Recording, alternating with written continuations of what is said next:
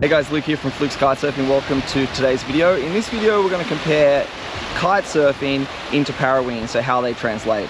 As a kite surfer myself, I've gone straight into parawinging without ever winging, and so I wanted to share some of my experiences and the things that I learned and what I've noticed while I was learning before I forget all those fine details. So in this video, we're going to talk about how you control the parawing, also the power of the parawing, the water start, and once you're up and riding. So let's get into it.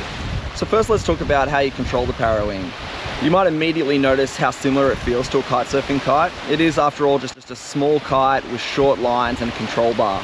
And so it flies and moves through the wind window in a very similar way. You'll feel the way it delivers power when you sheet out, fly forward and deliver less power when you sheet in, or push it further down into the wind window and deliver more power.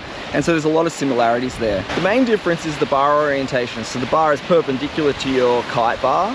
So it's running front to back, sort of in line with what the center strut would be on your kite. And so because of that, what it allows that bar to do is control not only steering, but also sheeting in and sheeting out. So by tilting your wrist sort of forward, it'll sheet out, so it'll change the angle of attack of the parawing as it sort of flattens out. And if you tilt your wrist backwards, it'll drive the parawing down into the wind window and sheet in. Where you position your hand on the bar, you could liken to how you trim your kite. So if it's really windy, you might move your hand forward on the bar and let the wing sit in that more depowered position. If it's a bit lighter, you might shift your hand back a little bit and let it sit so that the wing is sort of more in the wind window. So you set your hand in the right position that it's holding enough pressure on the rear lines and on the front lines to have it in that steady pulling position, or to sheet in or sheet out. And so what I like to do is set my hand in the position so that I've got that steady pull, and then you can just adjust with your wrist slightly or bring your front hand on and it start to toggle that sheeting in and sheeting out on the bar. The steering is controlled by simply twisting your wrist. And so as you twist your wrist, the front of the bar essentially points to where the kite is going to go, or where the parawing is going to go. So it's really quite a simple way to control the parawing, all with one hand and with the wrist. And it becomes pretty intuitive once you get the hang of it. Next, let's talk about the power of the parawing.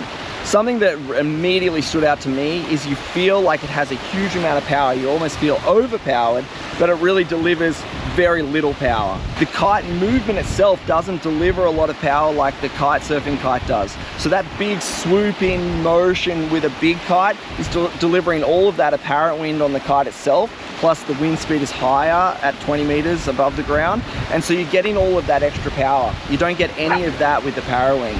The additional power that you get from moving the parawing is minimal, and the additional power you get from sheeting in and sheeting out compared to a kitesurfing kite is very minimal. Add to that, sometimes you're your own wind shadow. I found that I can't really rely on the parawing to deliver huge amounts of power.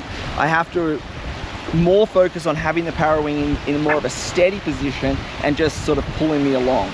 Once you're up on foil, that's when that sheeting in and sheeting out really comes into play. When you start to build the apparent wind into the parawing, you'll notice that load really starts to increase, and you can start to toggle that bar and depower and power on, and then you start to feel there is a bit of a difference.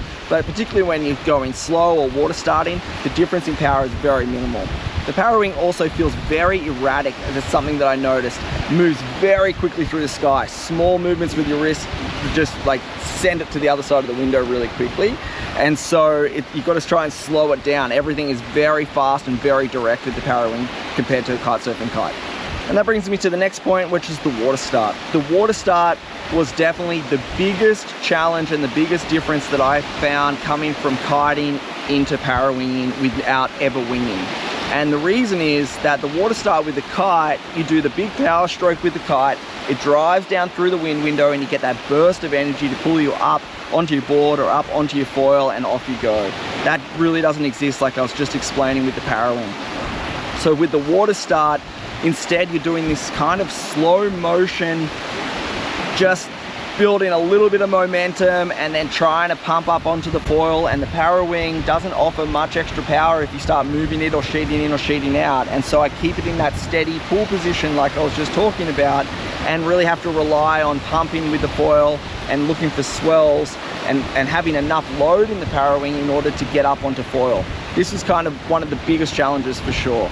You could imagine if you were out there on your kitesurfing kite you put it on really short lines, you go and park it at 45 degrees, sheet in, and then don't move the kite and don't move the bar and try and water start. How difficult that would be. And so it's kind of similar to that, where you're just getting this steady pull from the kite or from the Parawing, but you're not getting any additional bursts of energy from it. Like I said, I really found that the water start was the biggest struggle for me getting started. Coming from kiting, I didn't have that burst of power. I wasn't used to that really slow motion water start like you'd learn that skill from winging. And so I made a whole nother video for the water start, so you can go and check that out step by step. But one thing I'd say is definitely go out with enough wind in the Parawing so you really feel like you have a lot of power in order to make that water start easier coming from kiting, because that you're going to be more used to getting power from the kite than you are the pumping technique from the foil. So now let's talk about once you're up on foil and you're riding. This is what felt the most natural out of all of learning how to Parawing. It took me 3 sessions to be able to master that water start and just be able to get up on foil from the water start. But as soon as I was on foil, I was able to ride, and it felt very similar to kite foiling. I was able to sort of lean against the Parawing a little bit, cut across the wind. It felt way more comfortable, and like I was saying at the start of this video, the power delivery through the wind window, sheeting out a little bit to sort of turn up wind, sheeting in a little bit to gain speed, all of that felt very normal. In fact, I was able to ride on the Parawing on foil for a couple of minutes on my very first flight, even jibing. So the jibing felt very natural. So I was cruising around, everything felt really good, and then I crashed and I couldn't water start again, right? And so that was sort of my experience so far. Very difficult on the water start, but once I was up on foil, it started to feel really nice. One thing I did notice on foil though is just how much load there was in the Parawing. You start to feel very overpowered really quickly. You know, it was exhausting on the arms, so much so that if I was tacking across the wind, I would want to jibe and turn around just to give that arm a rest and give some load to the other arm. And after a 30-minute run, I was feeling pretty tired in the arms already. That can be relieved by putting your second hand on the bar. And I think that coming from a kiting background, you kind of have a tendency just to ride one-handed. But it works way better if you put 2 hands on the bar and really even out that pressure on the shoulders and on the arms, because it gets exhausting really quickly. Which also brings me to the next point of riding with a harness. Riding with a harness feels way better. As soon as you hook into the harness line, now it feels much more like flying a kite, and you can toggle that power just with your fingers. You're not holding this unhooked kite the whole time, if you will. And so you'll be able to lean against the waist a little more, just control the depower and power. Like I was just saying, depowering a little bit to sort of turn up wind, powering on a little bit to gain speed, and sort of doing, you know, a very similar motion that you would be with a kite surfing kite. One thing I found is riding toe side particularly, I could not stay upwind at all. I had a really bad angle riding toe side until I put the harness line on, and that let me kind of turn around a little more and point more upwind. So that was a game changer for me. That was my first upwind session, was putting the harness line on and really being able to lean against that. Again, feels much more like a kite. If you're already used to kite foiling, I would recommend that you do the harness and you have that harness line. It's a little more daunting at the very start because you can't sort of push away, you can't sheet out necessarily, and it's right in your face. You have the harness line coming very close, the bar's very close, the wing's very close, so when you crash you kind of fall all into everything.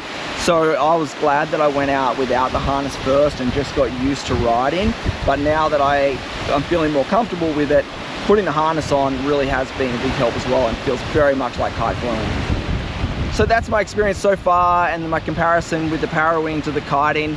A lot of similarities flying it. The Parawing for me is really going to be used as a tool to pull me out into the straight and ride, carve some swells, stow it away. But I'm currently learning it, doing drills out here at the lake so that I get more comfortable using the Parawing, so I can eventually build up to do exactly that. But hopefully this video was helpful, and we've got a lot more videos coming for Parawing and for kiting, so I hope to see you in those ones. Luke here again with you. See you in the next video.